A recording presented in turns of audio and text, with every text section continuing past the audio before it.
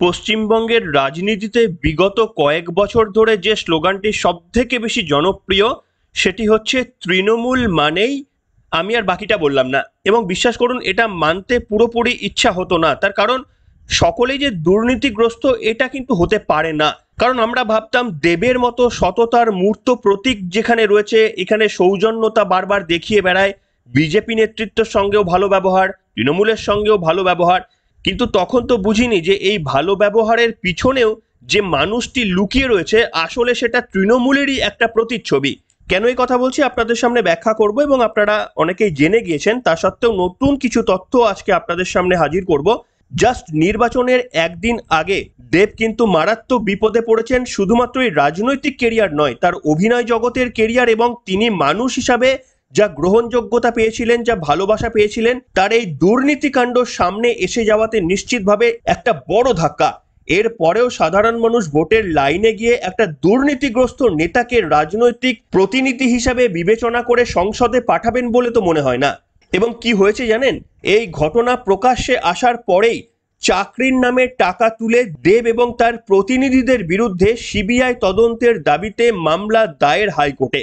এই সমস্ত বিষয়গুলোই আপনাদের সামনে জানাবো, এবং দেব কতটা স্বার্থপর ব্যক্তি সেটাও আজকে আপনাদের সামনে বলবো। যখন তার নামে এরকম অভিযোগ আসছে, তিনি নিজের অভিযোগকে লঘু করার জন্য গোটা ইন্ডাস্ট্রিকে দাগিয়ে দিয়েছেন যে তারাও চোর। 90% টলিউড ইন্ডাস্ট্রি তারাও গরু চোর হিসাবে নিজেই দাগিয়ে দিচ্ছেন এই স্বার্থপর দেব, যার ওই ভালো মানুষের আড়ালে এই ধরনের একটা দুর্নীতিগ্রস্ত মুখ লুকিয়েছিল সেটা এতদিন পর্যন্ত পশ্চিমবঙ্গের মানুষ জানতেন না। শুভেন্দু অধিকারীর সৌজন্যে এবার সেটা ধরা পড়ে গিয়েছে। নমস্কার, welcome to simple as ABC. আপনাদের সকলকে স্বাগত জানিয়ে শুরু করছি আজকের বিশেষ খবর। আপনারা জেনে গিয়েছেন, তাও আপনাদের দেখাতে চাইবো। জাস্ট নির্বাচনের দুদিন আগে কার্যত দেবের কুকীর্তি নিজের এক্স হ্যান্ডেলে প্রকাশ করে দিয়েছেন বিরোধী দলনেতা শুভেন্দু অধিকারী, এবং সেখানে তিনি দুটো স্ক্রিনশট দিয়েছেন। প্রথম স্ক্রিনশটে লেখা আছে দেবের কীর্তি, এবং দেখতে পাচ্ছেন একটা ব্যাংক স্টেটমেন্ট। সেই ব্যাংক স্টেটমেন্টের ডেট হচ্ছে 24/11/2016 এবং 25/11/2016। পরপর 2 দিন দাবি করা হচ্ছে দেব ভেঞ্চার্স প্রাইভেট লিমিটেডে এই 25 লাখ টাকা দুদিনে এমন একটি অ্যাকাউন্টে পড়েছে যেটা নাকি দেবের। আপনাদের যদি দ্বিতীয় স্ক্রিনশটটা দেখায়, সেটা যদি আপনারা একটু খেয়াল করে দেখেন, দুটো ছবি পাশাপাশি দেওয়া হয়েছে। বিরোধী দলনেতা শুভেন্দু অধিকারীর দাবি হচ্ছে এটা বাঁদিকের যে ছবিটা সেটা হচ্ছে লালার ডায়েরি। লালার ডায়েরিতে নাকি হিসাব নিকাশ করে রাখা হয়েছিল, যা থেকে কেন্দ্রীয় তদন্তকারী সংস্থা কিন্তু এই দেব দুর্নীতি করেছে বলে প্রাথমিকভাবে তারা অনুমান করেছিলেন। কি লেখা রয়েছে আপনারা দেখতে পাচ্ছেন। দেবের মোবাইল 72,000 টাকা, দেবের ঘড়ি 4,60,000 টাকা। বুঝতে পারছেন, একজন রাজনৈতিকবিদ এত হেসে হেসে আই লাভ ইউ করে সকলের ভালোবাসা গ্রহণ করে যান, তিনি নাকি মোবাইল কেনার জন্য 72,000 টাকা নিয়েছেন এবং ঘড়ি কেনার জন্য 4,60,000 টাকা নিয়েছেন বলে বিরোধী দলনেতার দাবি। এবং 25/1/2017 সালে এই ট্রানজাকশনের উল্লেখ করা হয়েছে। এবার ভাবুন যে পশ্চিমবঙ্গের মানুষ হয়ে আপনারা কাকে ভরসা করবেন, কোন তৃণমূলের রাজনৈতিক নেতৃত্বকে ভরসা করবেন বলুন তো। দেব তো সেই অর্থে সেই রকম ফুল টাইম কোনো রাজনৈতিকবিদ নন। মানুষ হয়তো আস্থা করেছিলেন যে দেব এসবে জড়িত নয়, দেব দুর্নীতি করতে পারে না, কিন্তু এখনো নিশ্চিতভাবে প্রমাণ হয়নি। আমরা হলফ করে বলতে পারবো না এই খাতা দেখেই যে দেব দুর্নীতি করেছেন। তবে দেবের যে প্রাথমিক প্রতিক্রিয়াগুলো পাওয়া গেছে, সেখানে তিনি যতটা না ডিনাই করেছেন, তিনি বেশি করে যেন অ্যাকসেপ্ট করে নিয়েছেন। সেই তথ্যও আপনাদের সামনে নিয়ে আসবো। শুভেন্দু অধিকারীর এই টুইটের পরেই দেব আরো একটি টুইট করেছিলেন। সেখানে তিনি লিখেছিলেন, ও শুভেন্দু দা, তুমি নাকি কোথায় মুখ্যমন্ত্রী হওয়ার স্বপ্ন দেখছো? হিরণের পাল্লায় পড়ে তোমাকে তো কাউন্সিলরে নামিয়ে দিচ্ছে। ভালোবাসি বলে বললাম, আমিও জানি তুমি আমাকে ভালোবাসো। আর রইল কথা গরু চুরির টাকা, তোমার কোলের ছেলে হিরণ, সেও পিন্টু মণ্ডলের থেকে টাকা নিয়েছে, তাহলে উনিও, বলে একটি স্ক্রিনশট দেওয়া রয়েছে। একটি সিনেমার কিছু একটা পোস্টার দেওয়া রয়েছে, এবং পোস্টারটিতে পিন্টু মণ্ডলের নামও লেখা রয়েছে এবং দেবের ছবিও দেখা যাচ্ছে। দেবের একটু মন্তব্যটা ভালো করে খেয়াল করুন। তিনি কি লিখছেন, তোমার কোলের ছেলে হিরণ, সে ও পিন্টু মণ্ডলের থেকে টাকা নিয়েছে। ওই সে ও কথাটি খেয়াল করুন, অর্থাৎ আমিও নিয়েছি, সেও নিয়েছে। দেব কার্যত স্বীকার করে নিচ্ছেন যে তিনি টাকা নিয়েছেন, তিনি অস্বীকার করছেন না, তার পোস্টের মধ্যে কিন্তু সেটা প্রকাশ পেয়ে গিয়েছে। শুধু তাই নয়, তারপরে তিনি আবার হালকা হুঁশিয়ারির সুরে একটি বার্তা দিয়েছেন। কি লিখেছেন? তাহলে উনিও কি গরুচোর? শুভেচ্ছা দুজনকেই। আর একটা কথা, আমার ভদ্রতা কিন্তু আমার দুর্বলতা নয়। তারপরে দেখুন ওই আই লাভ ইউ অর্থাৎ চুমুর সিম্বল দেওয়া রয়েছে। একটু ভালো করে যদি দেবের মেসেজগুলো খেয়াল করেন তাহলে দেখবেন উনি নরমও দিয়েছেন আবার গরমও দিয়েছেন। ভয় পাচ্ছেন শুভেন্দু অধিকারীকে, যে কুকীর্তি তিনি করেছেন, শুভেন্দু অধিকারী যদি আরো কড়া হন তাহলে দেবের দুর্গতি রয়েছে। সেই কারণেই দেখুন যে দুটো টুইট দেখালাম সেখানে কিন্তু আমি তোমাকে ভালোবাসি এই ধরনের কথা কিন্তু দেব উল্লেখ করে রেখেছেন। শুধু তাই নয়, বিরোধী দলনেতা শুভেন্দু অধিকারী যখন আগেই বলেছিলেন 23 তারিখে তিনি বোমা ফাটাবেন, তখন সেই 23 তারিখের সকালে দেব নিজেই বলছে সকালে শুভেন্দুদাকে মেসেজ করেছিলাম এটা করতে পারলে, অর্থাৎ তিনি মেসেজ করে বারণ করার চেষ্টা করেছিলেন যে শুভেন্দু অধিকারী যেন এটা প্রকাশ্যে নিয়ে না আসে। তার গুণকীর্তি এইভাবে প্রকাশ্যে এসে যাওয়ার পরে কোন ঘাটালের মানুষ এনাকে ভোট দেবে এটাই শুধু জানার ইচ্ছা থাকলো।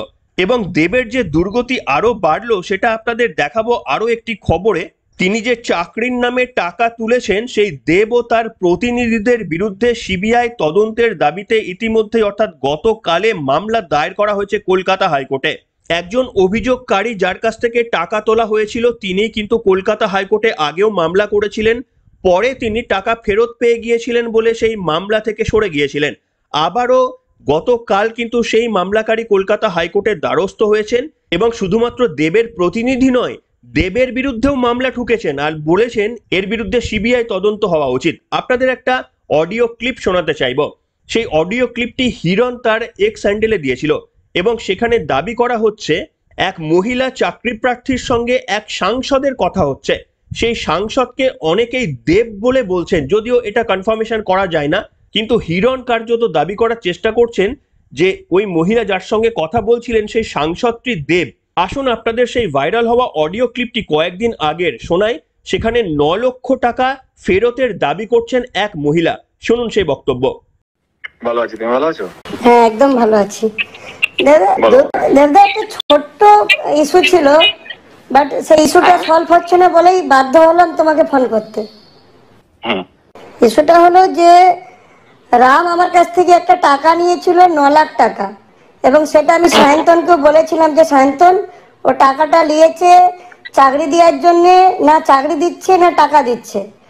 তো সায়ন্তনও ওকে বলেছিল রামকে, তো তারপরে কিছু রেজাল্ট এলো না। দেখো দেবদা, একটা কথা বলি, আমার কোনো পলিটিক্যাল মোটিভেশন নেই, আমি কোনো এবারে সেইটা হলো আমি তখন ফোনটা অ্যাড্রেসও করলাম, তখন কথা যখন বলছি ডেফিনেটলি আমি একটু গুরুত্ব দিচ্ছি। ঠিক, আর আমার ব্যাপারে একটু জেনে নেবে দাদা যে আমি কোনো পলিটিক্যাল মুভমেন্টে কোনোভাবে ডাইরেক্ট ইনডাইরেক্ট কোনোভাবে জড়াইছি না, এটা আমার অভ্যেস, আমি বিশেষ করে খাই। বুঝে গেলাম। এবারে আমি আমার মতো করে কাজটা রামকে যদি জিজ্ঞেস করবো তখন সুযোগ পাবো, everything comes out will let you know. ঠিক আছে? শুনলেন বন্ধুরা, বিজেপির দাবি হচ্ছে এই পুরুষ কণ্ঠটিও দেবের, আর মহিলাকে বলতে শোনা গিয়েছে চাকরির জন্য তার কাছ থেকে 9 লক্ষ টাকা চাওয়া হয়েছে, কিন্তু চাকরি হয়নি, টাকাও তিনি ফেরত পাচ্ছেন না। আর এই ঘটনায় সিবিআই তদন্তেরও দাবি জানিয়েছে হিরণ। তিনি বলেছিলেন হাইকোর্টের দ্বারস্থ হব সিবিআই তদন্তের দাবিতে। তারই মধ্যে দেখা গেল এক অভিযোগকারী কলকাতা হাইকোর্টে দেব এবং তার প্রতিনিধির নামে কিন্তু সিবিআই তদন্তের দাবিতে মামলা দায়ের করেছেন। অর্থাৎ নির্বাচনের 2 দিন আগে দেব বেশ বিপাকে। ওই পাগলু ডান্স করে যেভাবে সাধারণ মানুষকে ভুলিয়ে রাখতেন সিনেমার রূপালী জগতে, হয়তো ভেবেছিলেন রাজনীতির জগৎটাও ঠিক একই রকম। সিনেমার জগতের ভিলেনরা তো পরিচালকদের মতো করেই পরিচালিত হয়, সেখানে এক ঘুষি মারলে তারা শুয়ে পড়েন। আর রাজনীতিতে যারা প্রতিপক্ষরা রয়েছেন তাদেরকে সামাল দেওয়া কিন্তু এতটা সোজা ব্যাপার নয়। সেই জন্যই বোধহয় দেবের এই অস্বস্তির মধ্যে পড়তে হলো। মহুয়া মৈত্রের বিরুদ্ধে যে সমস্ত অভিযোগ উঠেছিল যে তিনি নাকি বিভিন্ন রকমের প্রসাধনী দ্রব্য কিংবা অনেক কিছু গিফটের বিনিময়ে বিভিন্ন অনৈতিক কাজ করেছেন, দেবের বিরুদ্ধেও কিন্তু এই একই ধরনের অভিযোগ। ভাবুন, তিনি নাকি 72,000 টাকার মোবাইল কিনেছিলেন 2016 সালে, 50 লক্ষ টাকা তিনি পেয়েও ছিলেন, যদিও দেব দাবি করেছেন যে সেই 50 লক্ষ টাকা তিনি ফেরত দিয়ে দিয়েছেন। শুধু তাই নয়, দেব কতটা স্বার্থপর সেটা আপনারা ওনার বিভিন্ন মন্তব্য শুনলে বুঝে যাবেন। অনেকে হয়তো দেখেছেন, আমি সেই ভিডিওটা দেখাতে চাইবো না, কিন্তু যে স্ক্রিনশটটা আপনাদের সামনে দেখাচ্ছি, আমি গরুচোর হলে ইন্ডাস্ট্রির 90%ই গরুচোর, শুভেন্দু হিরণকে জবাব দেবেন। ভাবুন, নিজের বিরুদ্ধে অভিযোগ উঠেছে, সেটাকে ডিফেন্ড করার জন্য টলিউডের 90% হিরো হিরোইনকে তিনি একেবারে নিজের সঙ্গে জড়িয়ে বলছেন গরুচোর। অর্থাৎ নিজে স্বীকার করছেন যে আমি গরুচোর হলে, এই শব্দবন্ধটা তাকে বলতে হয়েছে।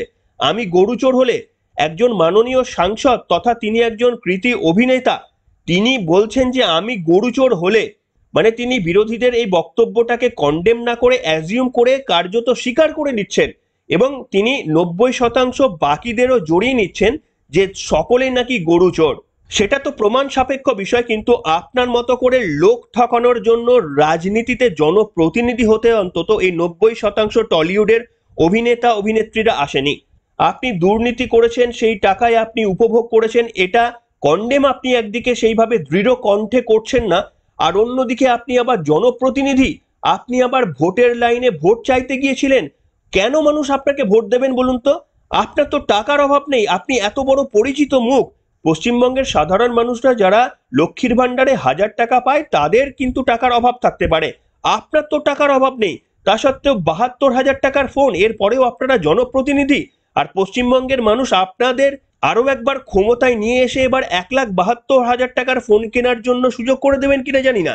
এই সিদ্ধান্ত পশ্চিমবঙ্গের মানুষকেই নিতে হবে যে 72,000-এর পর 1,72,000 না 5,72,000 টাকার সম্পত্তি কেনা বা ফোন কেনার ব্যবস্থা আমরা যদি করে দিতে চাই, তাহলে নিশ্চিতভাবে আমরা করে দেব।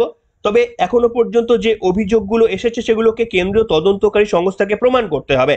আমরা এই ধরনের কথা বললাম তার কারণ, দেব যে সমস্ত বক্তব্য রেখেছেন সেখানে কোথাও তিনি কন্ডেম করছেন না যে না এটা একেবারেই অসত্য, এর সঙ্গে কোনো সত্যের যোগাযোগ নেই, এই ধরনের বক্তব্য দেব বলছেন না। সেই কারণেই কিন্তু এই সমস্ত বক্তব্যগুলো আজকে আপনাদের সামনে বললাম। কি বলবেন বন্ধুরা? ওই যে স্লোগান কি একটা দিয়ে শুরু করেছিলাম, যেটা আমার পুরোটা মনে পড়ছিল না, তৃণমূল মানেই।